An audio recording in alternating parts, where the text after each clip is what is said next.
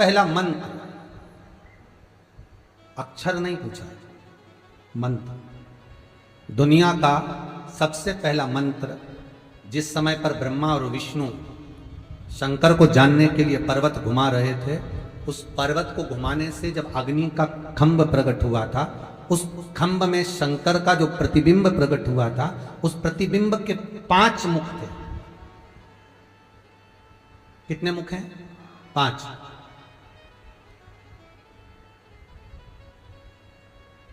उस प्रतिबिंब के 5 मुख।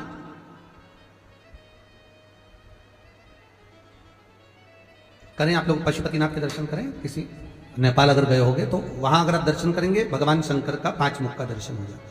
ठीक है, ध्यान दीजिएगा, ये शिवलिंग है।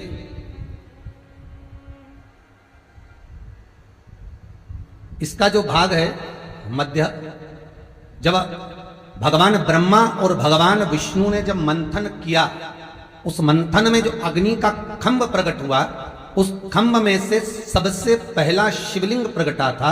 उस शिवलिंग के 5 मुख थे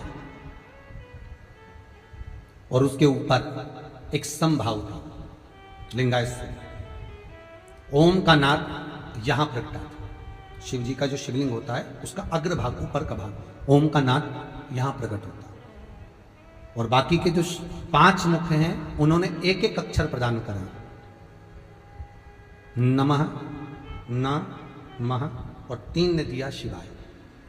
तो दुनिया का सबसे पहला जो मंत्र है ओम नमः शिवाय। दुनिया का सबसे प्रथम मंत्र, सबसे पहला पंचाक्षर मंत्र। अब एक प्रश्न सामने आता है, जो सुबह किसी ने एक लेटर दिया था, पत्र दिया था, उसका अनुमोदन हुआ कि शंकर भगवान को जो भी सामग्री चढ़ाई जाती है, शिव जी को हम जो भी सामग्री चढ़ाते हैं, तो शंकर भगवान का जो शिवलिंग है जहां रखा हुआ है, शंकर भगवान को अगर कोई सामग्री चढ़ाना हो तो ये जिस गोल जलाधारी है और ये चरण है जहां से पानी गिरता है, तो अगर हम शंकर जी को कुछ चढ़ाएं तो क्या यहां चढ़ा दें जहां पार्वती जी का हस्त कमल है, या शंकर भगवान को हम कुछ सामग्री चढ़ाएं तो जो उनके चरण है जहां से जल नीचे की ओर जा रहा है वहां चढ़ा दें, या शंकर भगवान का जो शिवलिंग है उस शिवलिंग के आसपास में, अर्थात लिंगायत जो आकृति है, उस लिंगायत आकृति में जो शिवलिंग का स्वरूप है वहां कोई सामग्री चढ़ा दें।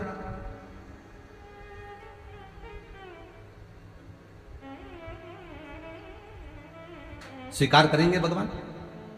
शिव महापुराण का संवाद कहता है, लिंग पुराण में लिखा है कि जो शिवलिंग होता है, जो भी वस्तु हम चढ़ाते हैं भगवान को, वो इस शिवलिंग के, इस लिंग के ऊपर, इसके ऊपर समर्पित करते हैं ना। उसका कारण क्या है? क्या कारण हो सकता है उसका? शिव महापुराण में वर्णन किया, लिंग पुराण में वर्णन किया, स्कंद पुराण में आया और नर्मदा पुराण में आया कि जब हम जहां से ओम प्रगटा है,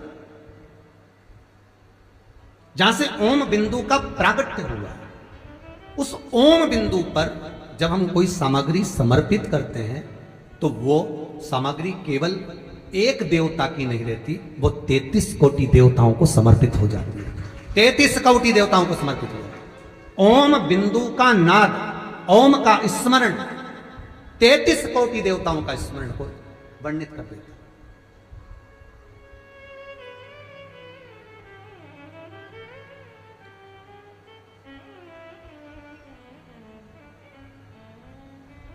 महाराज और सरल भाषा में ले लो, नामदेव जी महाराज ने रोटी बनाई, रोटी लेकर चले गया कुत्ता, स्वान।